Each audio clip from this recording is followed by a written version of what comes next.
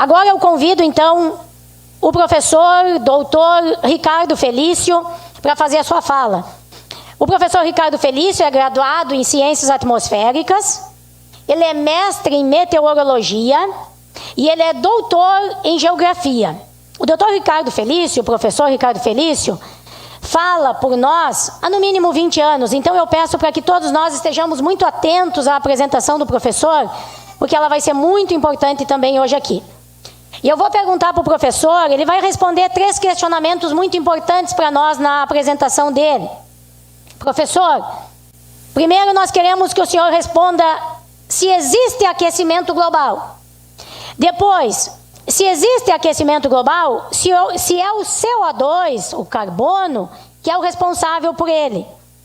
E se existe o aquecimento global, se existe a responsabilidade do CO2, se é a produção de alimentos que é a responsável por isso, e daí se é a produção de alimentos a responsável por essas enchentes, que eles chamam de eventos climáticos extremos.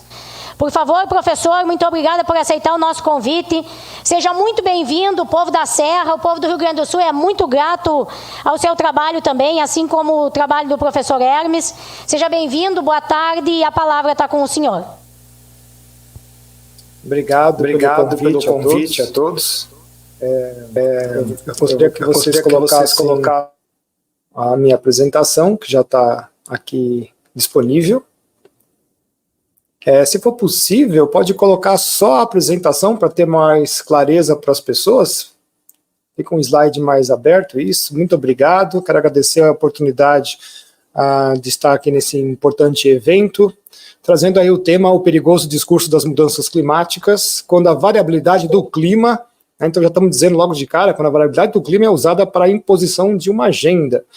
E aí, respondendo a sua primeira pergunta, né, se a Terra esquentou, eu primeiro pergunto se 0,7 graus Celsius é aquecimento, né? Temos considerações sobre o que é esquentar. Não podemos trazer uma resposta com essa exatidão, porque ela envolve a própria cobertura espacial que está sendo avaliada, o intervalo de tempo e os procedimentos de medição que foram aí empregados em tempos distintos, tá?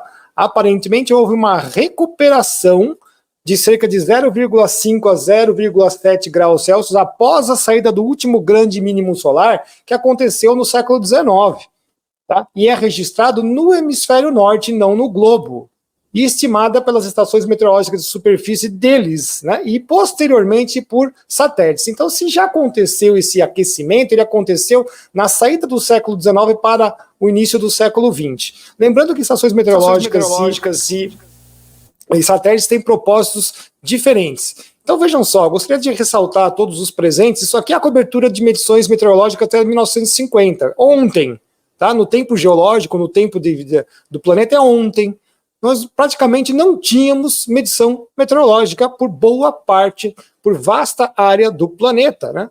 Aí um pouco mais nos Estados Unidos, um pouco mais na União Soviética, nessa linha aqui que vai entre o Pacto de Varsóvia e a OTAN, justamente por interesses militares. Obviamente o Polo Norte tinha também bastante informação. Em alguns lugares como Índia, exatamente por causa das conquistas ainda britânicas. O resto do mundo praticamente você não tinha nada, Hemisfério Sul, África, oceanos, Antártida, né? Então você não tinha nada de observação. Então até 1978, o que nós tínhamos de informação vinha dessas estações meteorológicas de superfície, que tem aí altitude, uma altura geométrica de 2 a 10 metros, algumas radiosondagens, tá? Isso aqui pegava toda a troposfera, praticamente nada sobre os oceanos, a maior parte em cima da parte continental. De 78 a 1990, então 78 nasce a era dos satélites, em dezembro você começa a ter medições também por satélites, conseguiram dividir a troposfera em 3 camadas, surgem aí as boias meteorológicas nos oceanos com as estações automáticas de superfície, aumenta consideravelmente o número de estações, mas interessante que a partir de 1990, então em 1991, há simplesmente um desmonte das estações meteorológicas de superfície do planeta inteiro. Mais de 80% das estações meteorológicas de superfície foram desligadas, desativadas. Então muitas estações em lugares frios, como por exemplo na Sibéria, foram desmanteladas. Lembrando que a União Soviética cai em 1990, 1991. tornando então a medição meteorológica de temperatura, que tem um outro tipo de propósito, feito muito mais por satélites. Inclusive estão concentrando, monopolizando então a informação desse tipo, né? Porque são poucos que têm satélites. Isso aqui é importante da gente ressaltar. Então veja só que interessante também, essa era dos satélites nasce no período quente moderno. Tá? Então, a 1978, 79, começa a era dos satélites, é justamente o período que a Terra está mais quente.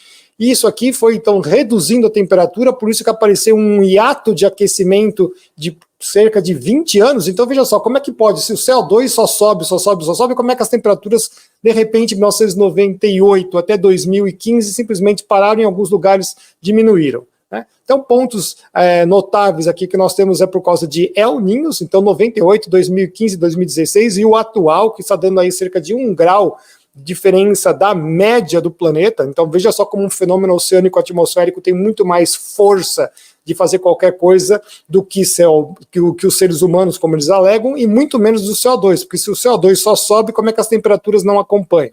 Né? Isso é uma coisa que a gente tem que ressaltar. Então, se é que a Terra realmente esquentou, tem que levar em consideração o tamanho da Terra e qual é o aquecimento. Porque nós temos que lembrar que a Terra tem 510 milhões de quilômetros quadrados dos mais variados tipos dominantes de coberturas.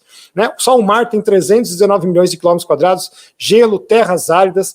Então, você dizer que essa infinitesimal e, inclusive, suposta variação de temperatura de 0,7 graus Celsius é aquecimento, frente ao tamanho da Terra, significa simplesmente desconsiderar a variabilidade desse parâmetro.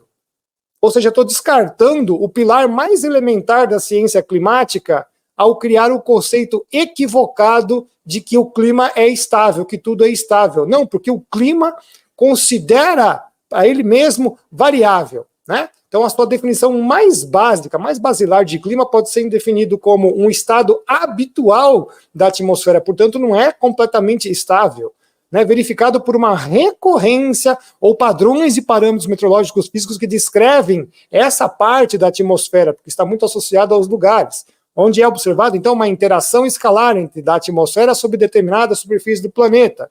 Está ligado por conexões e influências dinâmicas dos setores vizinhos. E o principal, apresentando então uma distribuição e adensamento, palavras preciosas para a geografia, né, de fenômenos com possíveis tendências e ou variações periódicas. Então o próprio clima está dizendo que ele varia. Então se você pegar o tamanho do planeta e falar que mudou 0,7 graus Celsius, e isso aconteceu 2 vezes no último século, no século XX, significa que você não está mais aceitando que o clima possa mudar. E o interessante é que tem outros fatores mais importantes, por exemplo, que os oceanos ficaram 0,65 graus Celsius mais quentes até o ano 2000, por causa do quê? De insolação. Então eu vou bater muito nessa tecla aqui na apresentação, que eu tenho que ser, inclusive, bastante rápido, né? A insolação é a radiação solar incidente, é a onda curta que chega. Então, se chega mais radiação no planeta Terra por determinados fatores, aumenta a temperatura. Tá? Então, a suposta recuperação global de temperaturas que nós tivemos aí no início do século XX, tá? Ainda é menor que os períodos anteriores, do minoano, romano e medieval. Então, veja só, as temperaturas médias do ar global estão aqui, ó. E esse aqui é o nosso período interglacial atual, quando a Terra não vira uma bola de sorvete, quando a Terra não vira uma bola de gelo. E a gente ainda nem sabe se esse nosso período acabou em 98 ou não, nós estamos esperando ainda o fim do El Niño de 2024. Então a nossa temperatura atual está aqui, né? Então, bem abaixo ainda das outras que nós tivemos recentemente, nos últimos 2, 3 mil anos. E vale ressaltar que esse nosso período interglacial começou muito mais quente no início e vem resfriando no seu final. Tá? Agora, temperaturas dos outros interglaciais, os 3 últimos, foram de 6 a 10 graus superiores às atuais.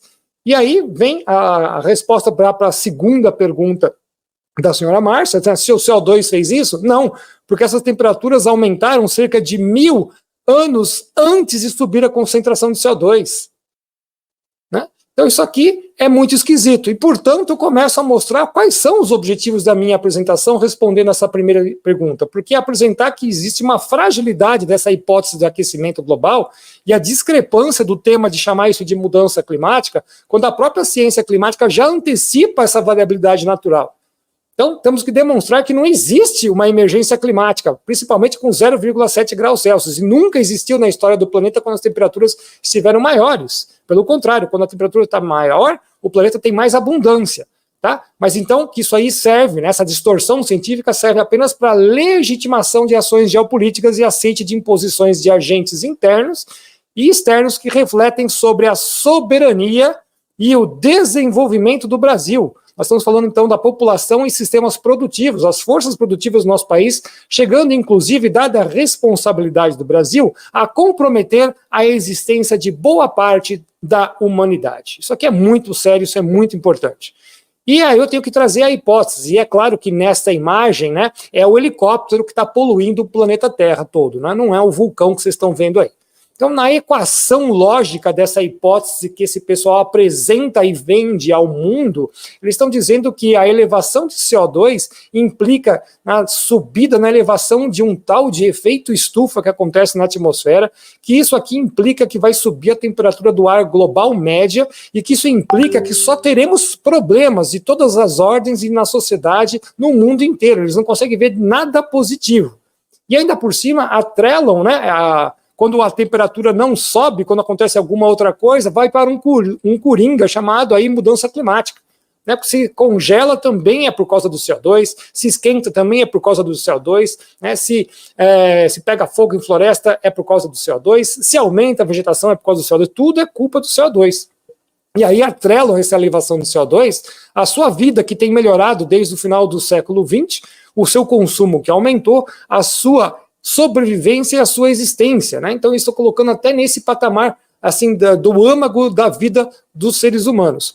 O problema é que essa suposição equacionada ela é muito simples, a gente consegue desenvolver em 4 blocos, só que ela possui elementos altamente complexos, inclusive que eles não têm essas relações como eles estão colocando aqui. E é justamente nisso que reside aí a sua fragilidade.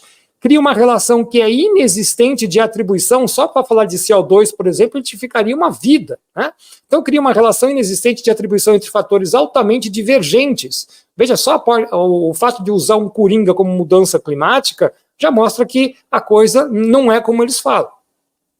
E eu sempre ressalto qual é a constituição da atmosfera, porque eu vi muitos políticos, inclusive nos Estados Unidos, a gente vê esses vídeos por aí, né, perguntando quanto que nós temos de CO2 na atmosfera. Alguns falando, nós temos 5%, 2%, 10%, alguns chegaram a falar 20%. Pois é, quando você olha a constituição da atmosfera nos 80 quilômetros, né, principais da primeira lâmina, que a gente chama que é praticamente estável, você não encontra o CO2, você encontra 78% de nitrogênio, 21% de oxigênio, 0,93% de argônio, e você não encontra o CO2. Por quê? Porque ele está dentro dos traços. Nem posso dizer que ele realmente é um constituinte atmosférico, porque ele está lá sujando a atmosfera, sujando com bastante aspas, né? Ele é um gás traço. E para quem já assistiu minhas palestras de 20 anos atrás, a concentração era de 0,033%, e tem subido, mas quanto que tem subido? Bom, na literatura se aceita de 0,035 a 0,038, aqui eu vou favorecer o pessoal falando que é 0,38, tá? E como é que eu leio esse número? Significa que se eu tenho 1 milhão de moléculas, 380 são de CO2. Então, o CO2 é um gás raro, ele é escasso na atmosfera. E veja, ele é um gás de suma importância que nós vamos falar aqui. Então, primeiro eu tenho que perguntar, o CO2, né, essa molécula apolar, ela realmente controla as temperaturas do ar global médias? Existe essa evidência? Pois é, não existe. Na história do planeta, nós não estamos falando de agora, nós estamos falando assim, ó, nunca houve na história do planeta uma relação de CO2 com temperaturas, de maneira que o CO2 controlasse a temperatura. Inclusive no pré-cambriano, informação que muita gente gosta de esconder, nós tivemos de 10 a 12 vezes a concentração de CO2, e isso não evitou do planeta cair nas maiores eras glaciais de sua história. Então não existe uma relação, e são dezenas de cientistas que levantam essas informações, só trouxe aqui uma delas do Scotese, né? CO2, linha roxa, temperaturas, você não vê essa relação acontecendo. E nós estamos aqui, ó, num período da menor concentração de CO2 da história do planeta. Ainda bem que subiu um pouquinho, porque aqui boa parte da vegetação do planeta iria desaparecer por falta de comida, as plantas não teriam o que comer. né? Então, subiu um pouquinho, isso aqui foi uma benesse. E olha onde nós estamos com nossas temperaturas atuais.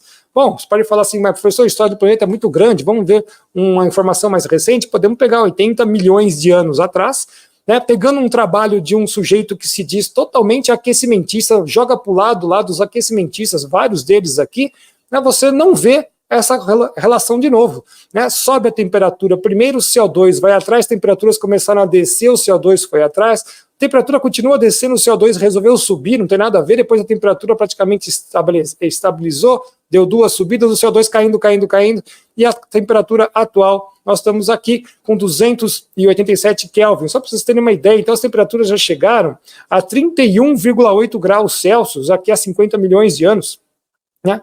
Aqui, por exemplo, estávamos com 20 graus Celsius, e qual a temperatura, então, que eles colocam aqui? 14,2 graus Celsius. Então, 14,2 graus Celsius para eles é um terror, né? É uma coisa absurda.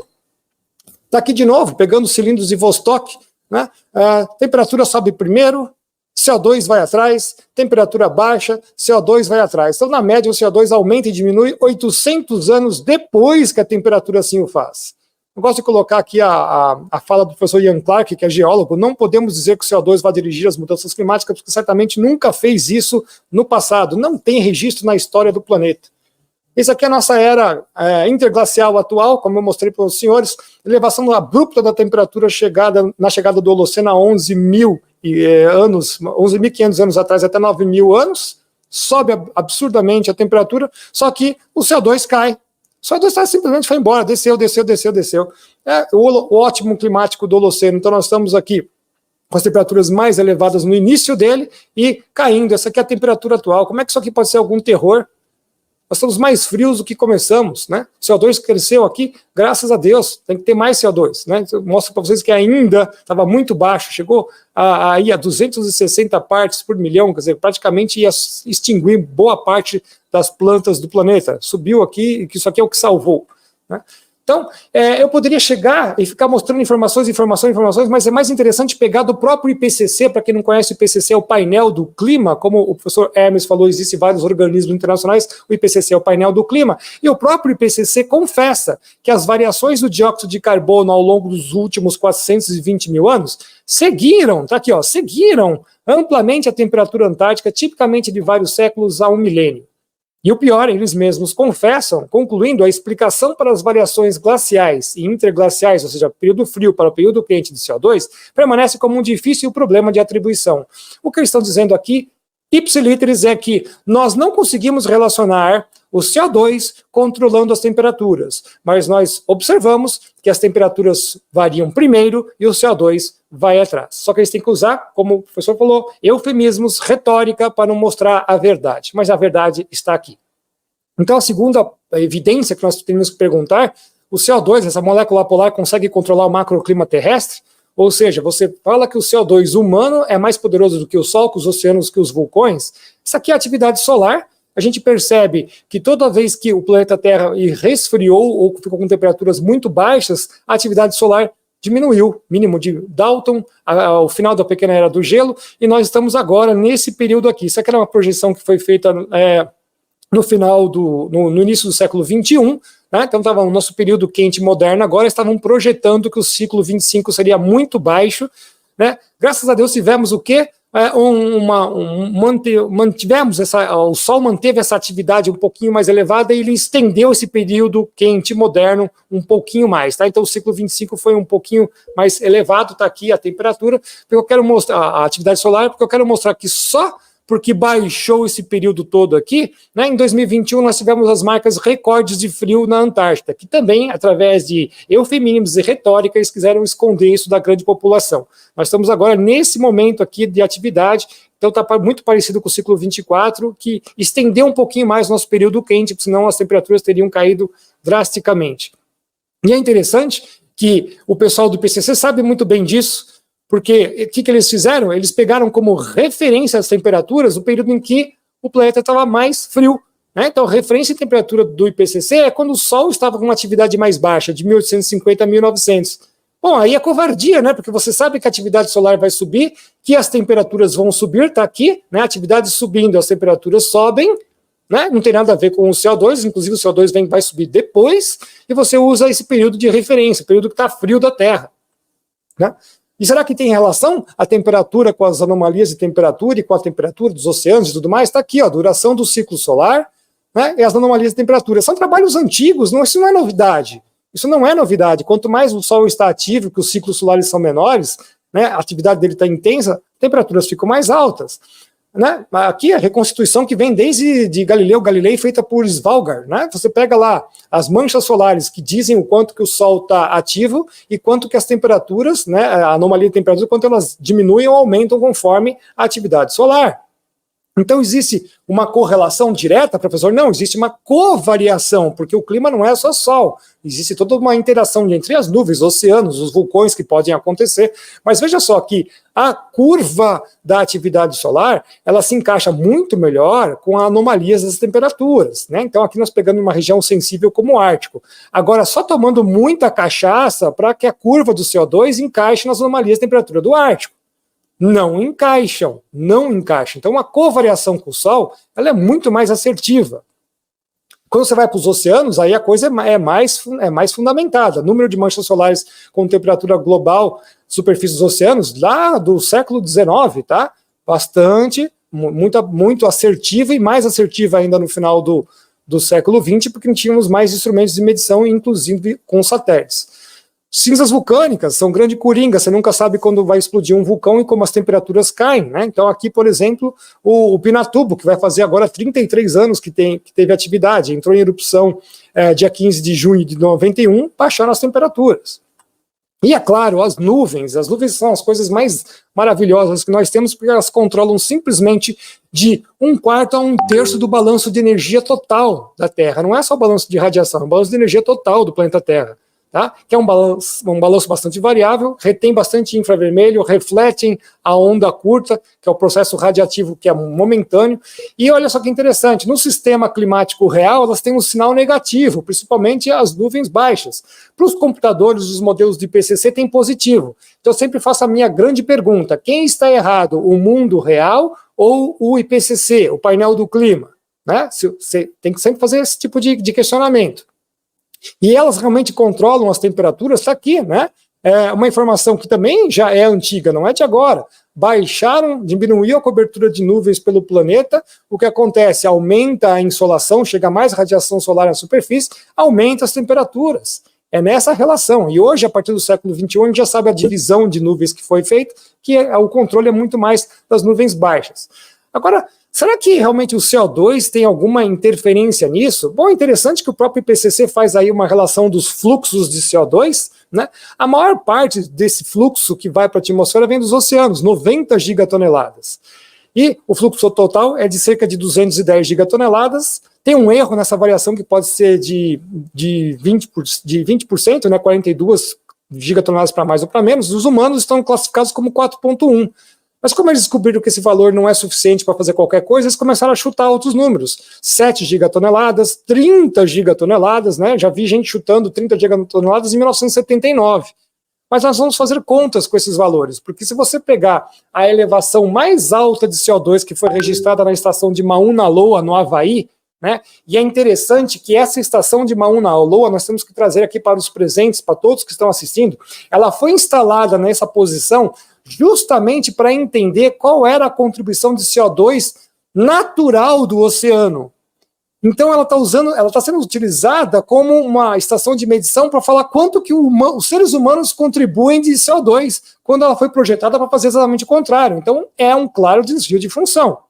E quanto que subiu o CO2 nessa estação? Só de Mauna Loa era uma aula de 30 minutos para falar sobre esse assunto.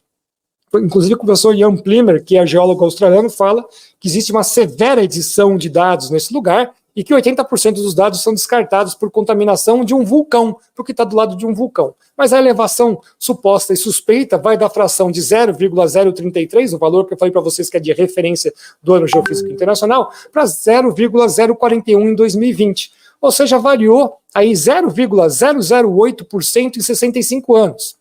Se a gente continuar utilizando o que está aceito na literatura de 0,38, né, isso aí daria só 0,05% nos 65 anos. E não há prova de que essa elevação de Mauna Loa seja feita pelos humanos. Então, acho que também ajuda a responder a segunda pergunta da senhora Márcia, mais uma vez, quanto do aumento de CO2 pode ser atribuído ao homem, né? Não há como se determinar esse valor com qualquer certeza. Portanto, os valores atribuídos às atividades humanas são estimativas grosseiras, avaliadas sem embasamento científico. E a gente vai ajudar esse pessoal que gosta de fazer essas estimativas a fazer essas contas. Porque se você considerar o fluxo total de 210 gigatoneladas anuais, se a correta estimativa nossa é de 4,1 gigatoneladas, nós mudaríamos em 65 anos esse valor que vocês estão vendo aqui, ó, 3 zeros mais o número 1, certo? Como subiu 0,008 em 65 anos, esse número não encaixa aqui, ele não fez parte disso, portanto, né, pelo valor escalar, não há contribuição humana.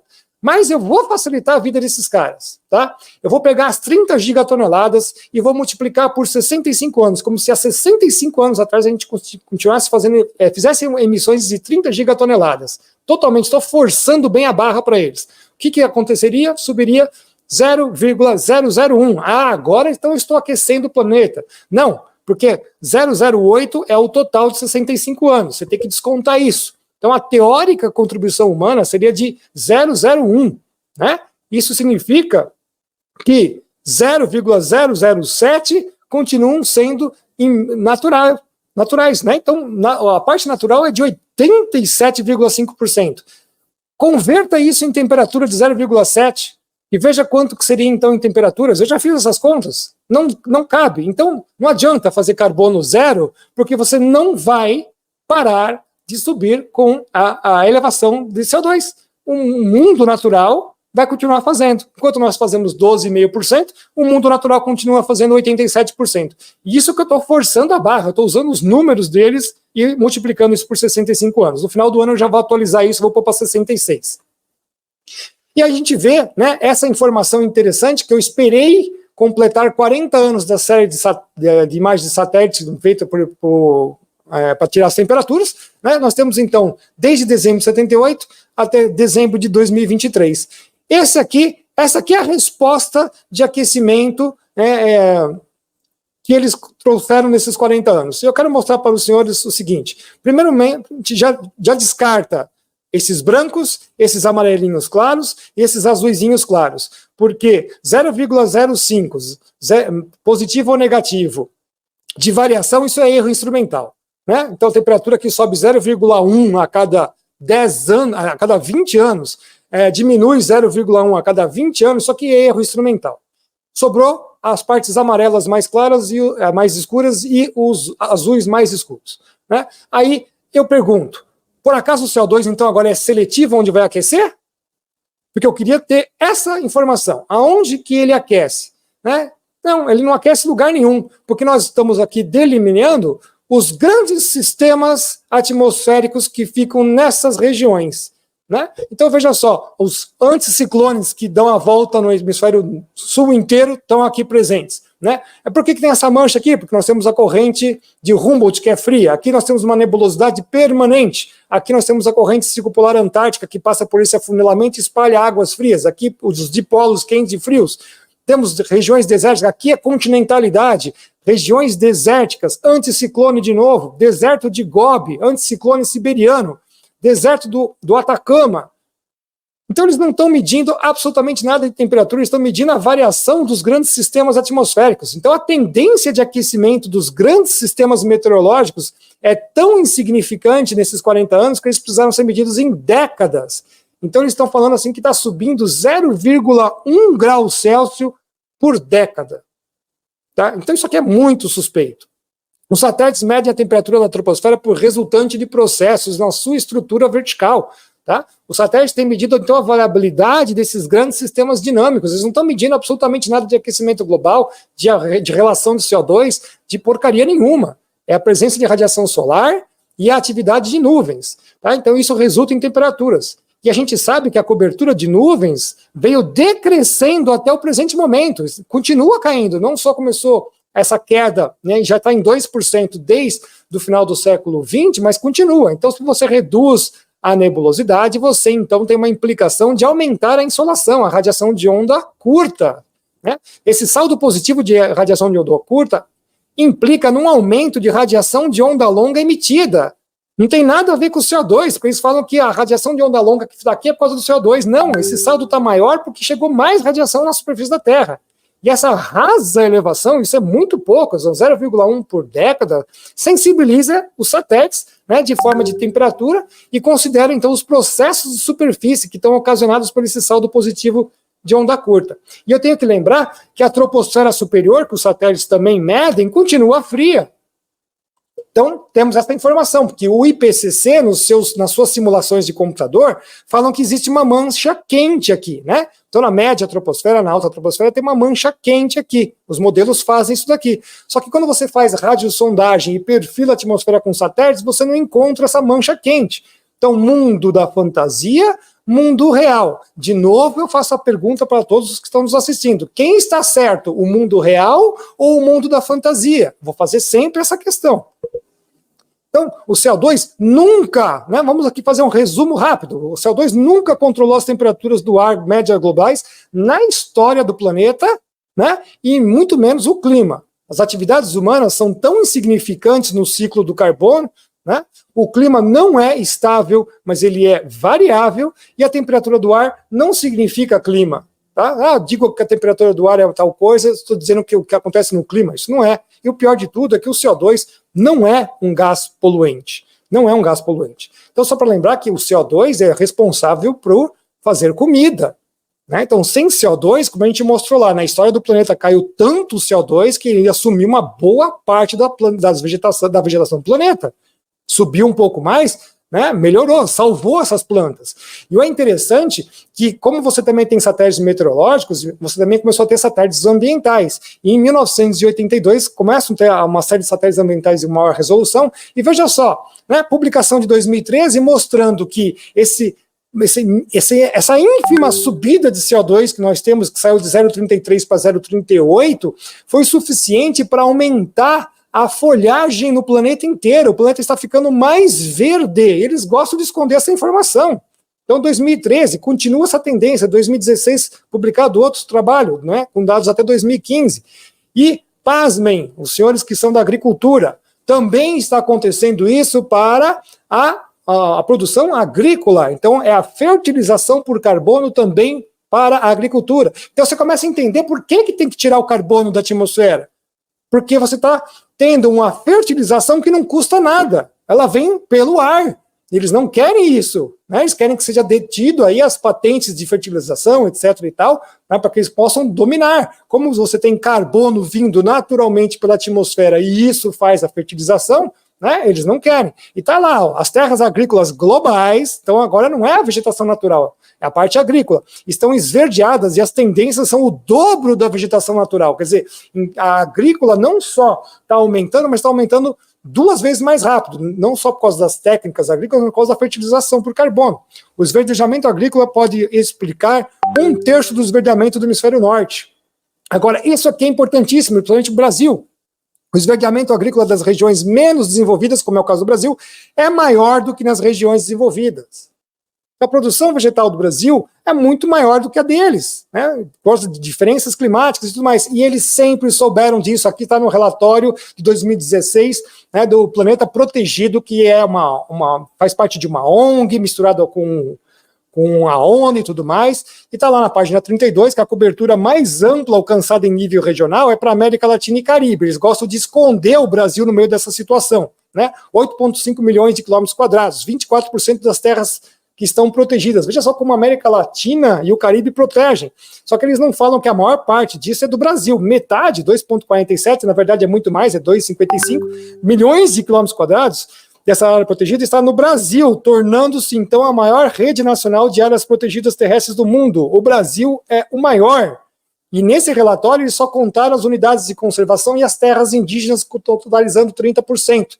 Só que é muito mais que isso. E eu coloquei nesse gráfico aqui que vem da Embrapa os 10 maiores países do mundo com 2 milhões de quilômetros quadrados, né, acima de 2 milhões de quilômetros quadrados, estamos Austrália, China, Estados Unidos, Rússia, Canadá, Argentina, Argélia, Índia e Cazaquistão. O Brasil, né, 30,2%. O segundo lugar está com 19%. O que a Austrália preserva? O deserto do oeste. A China preserva o Tibete, montanhas geladas, preserva o deserto de Gobi, né? Estados Unidos, o Alasca, os cactos do meio oeste, tá? A Rússia, as estepes. Então você vai vendo que também existe uma qualidade de preservação aqui que a gente está acima de qualquer um deles. Tá? A Argélia, por exemplo, protege o Parque Nacional do Deserto do Saara. Né?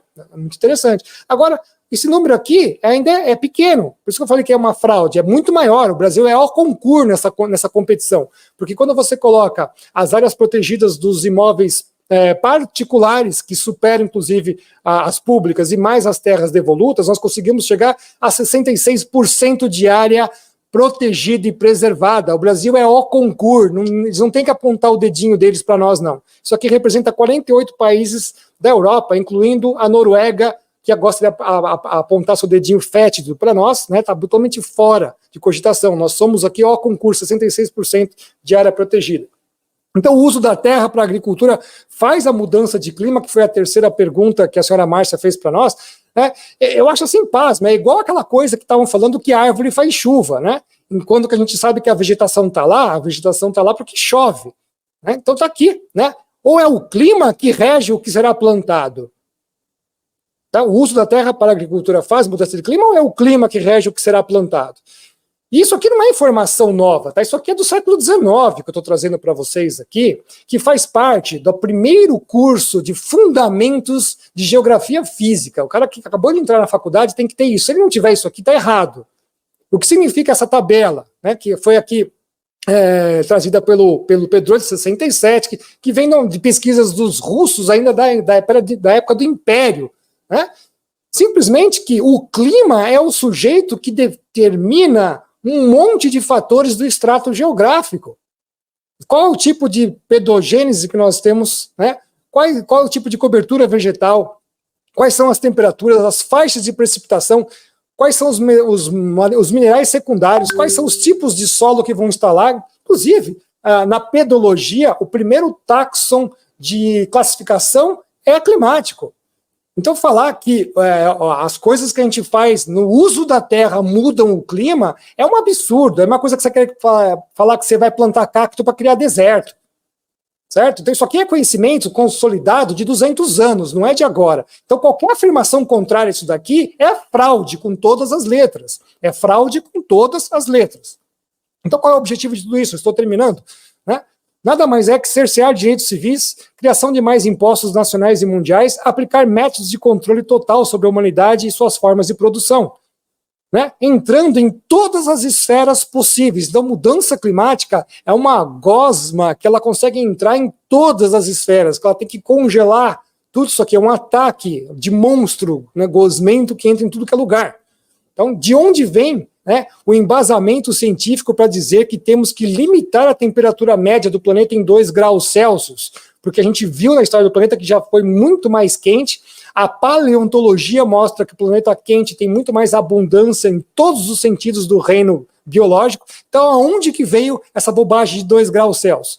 Né? Vocês conhecem esse sujeito que já foi citado aqui, Anthony Fauci, ex-conselheiro do NIAID dos Estados Unidos, né? Em sua soberba e sem fundamentação científica, decretou ao mundo máscara facial, distanciamento social, isolamento, quarentena, inoculações altamente experimentais. Tudo isso está sendo exposto e desmascarado agora. Inclusive, os checadores de fatos da grande mídia falam que não, que isso é uma mentira, né? É só assistir o que nós temos lá no Congresso dos Estados Unidos. Bom, nós temos um Anthony Fauci também na climatologia. É esse sujeito aqui, né? O Hans Schaumbach, né? Ele fundou o Instituto Potsdam, criado em 1992. O que acontece em 92 é a Rio 92, para estudos de impacto climático. Ele é o inventor da idiotice dos 2 graus Celsius. E eles não têm mais nenhuma pachorra de dizer que isso é uma mentira. Ele admite publicamente que o valor de 2 graus Celsius acima das temperaturas pré-industriais é uma invenção política, com um fundamento científico bastante tortuoso e questionável. Ele mesmo deixou explícito que a finalidade é outra. Então, para um país como o nosso, que tem uma base cristã muito grande, você ficar pensando que um ateu que é ecoglobalista, que participou do Sínodo da Amazônia, né, liderou o alarmismo climático dentro desse sínodo, assim como ele também não disfarçou a fraude dos 2 graus Celsius, ele também não esconde o quê? A sua intolerância à existência de nossas fronteiras pelo mundo inteiro. E está aqui o depoimento dele mesmo numa entrevista que ele deu, né, sonhando acordado com um mundo sem soberania nacional. O Shelley Humber também cortejou controvérsia contra suas ideias sobre o mundo que poderia ser governado, em um pequeno ensaio chamado Expandindo o Universo da Democracia. Sempre coloca a palavra democracia, né? Escrito em 2013, ele defendia a organização de uma sociedade democrática global dentro da estrutura das Nações Unidas. Olha lá. E por isso que a gente fala que isso aqui é a última cabeça da besta, né? Ele delineou um devaneio de governo mundial, incluindo uma Constituição da Terra, ponto número 1, um Conselho Global, ponto número 2, e uma Corte Planetária, ponto número 3, por isso que a gente já vê aí as questões de justiça climática, onde a soberania nacional é abandonada para evitar mudanças climáticas catastróficas. A mentira que é das mudanças climáticas. Está aqui a fala dele, aspas, embora as fronteiras dos Estados-nação tenham se tornado quase irrelevantes para os atores econômicos globais, por exemplo, após o fim da Guerra Fria, os direitos humanos, olha só que interessante, e naturais, então naturais é o uso da terra, inclui o uso da terra, as famílias, né, ainda estão confinados e dominados por milhares de fronteiras, escreveu ele. Essa situação só pode ser superada com a renúncia a uma grande parte da soberania nacional e o estabelecimento de um verdadeiro regime de governança global. Em 2009, eu trouxe essa hipótese, né, que o mundo seria gerido por painéis e COPs, justificando, então, a hipótese da administração do mundo pela ONU, painel do ozônio, painel do clima, 2010 o IPBES, esse aqui é um dos piores que está correndo por trás, painel dos oceanos, painel da Antártida, que a gente sabe que foi feito pelo SCOR e o SCAR desde 1959, finalmente um painel do espaço, talvez até o ano que vem, 2025, né? Mas de hipótese isso não tem mais nada, isso aqui já pode ser realmente uma teoria, uma tese, porque a gente está vendo essas coisas acontecendo, né? Lembrando que eu fiz isso aqui, chamei de pirâmide da dominação em 2009, e quando você tem aí a 2030 agenda da ONU, você vê muito bem isso acontecendo. Não só são esses, meus caros, tá? Nós temos ainda um crescente painéis auxiliares, tanto de cidades sustentáveis, né, que são aí referentes à religião mundial, constituições adaptativas, isso aqui é terrível, do IDEA, que as constituições dos países têm que se adaptar às normas internacionais e não o contrário, tá? Segurança climática e saúde, todos apoiados aí pela ONU, né? Então, vários outros painéis auxiliares, nós acabamos de ter uma guerra desse INB, né, que eles queriam fazer um novo tratado em que a Constituição de todos os países seria suprimida pela Organização de Saúde Mundial. Então veja só a que ponto nós estamos chegando. E o IPBES, para mim, é o pior de todos, que é aquele que pretende definir o que a natureza pode oferecer para sustentar os seres humanos dentro da sua política de objetivos do desenvolvimento sustentável, que a gente sabe que o objetivo do desenvolvimento sustentável é desenvolvimento zero, né? Tem um vídeo inteiro explicando sobre como a gente prova que o desenvolvimento sustentável é desenvolvimento zero. Mas o pior de tudo é que o IPBES está ligado aí com a FAO, que é a Organização de Comida e Agricultura do Mundo, e na sua cópia, essa informação quase ninguém, e no Brasil ninguém sabe, né? Eles também têm COPs igual o clima, mas a sua COP de dezembro de 2022, o IPBES decidiu que 30% das terras emersas deverão voltar a seu estado 100% natural. Ou seja, não tem que ter mais gente lá. Tem que voltar para o estado 100% natural. E isso tem que acontecer até 2030, amanhã.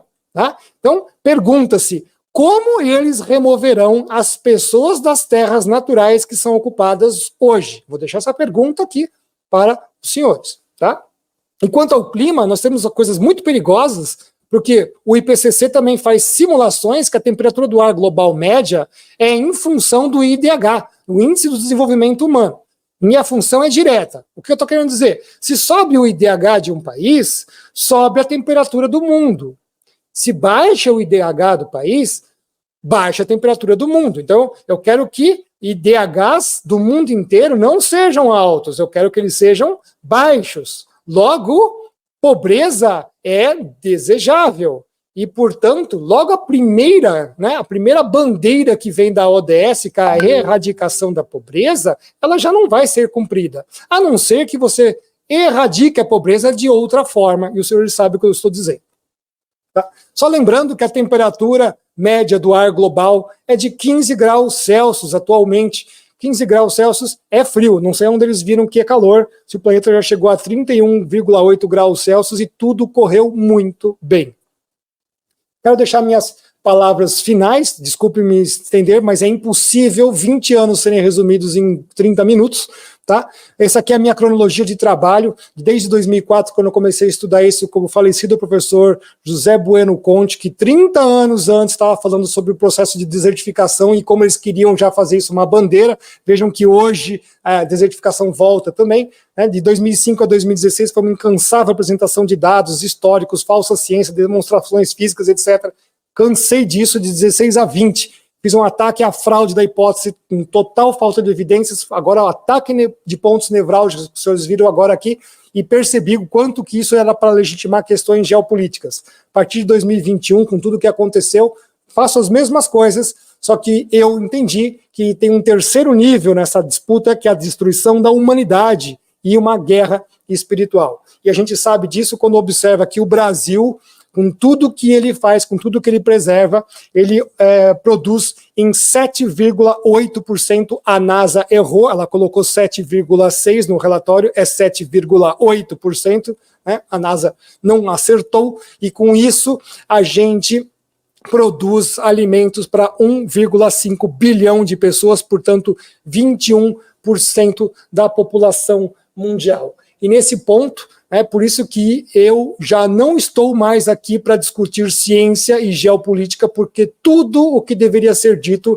já foi feito nesses últimos 20 anos. Tá? Eu estou aqui porque preciso, por obrigação, trazer essa palavra a todos que têm o poder nas mãos para decidirem, julgarem e executarem essas ações.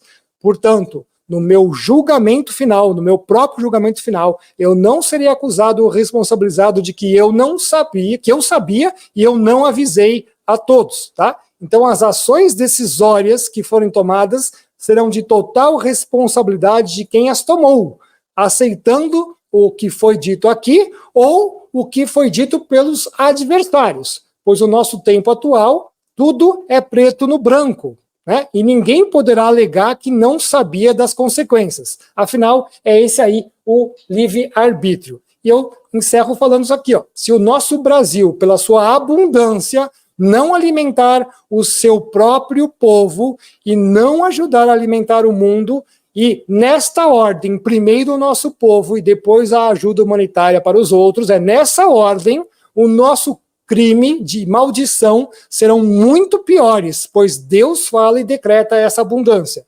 Assim, quem decidir, seja por política ou pela força, apoiar essa mediocridade e escassez, a conta de todas as vidas ceifadas será cobrada. Muito obrigado, pela oportunidade.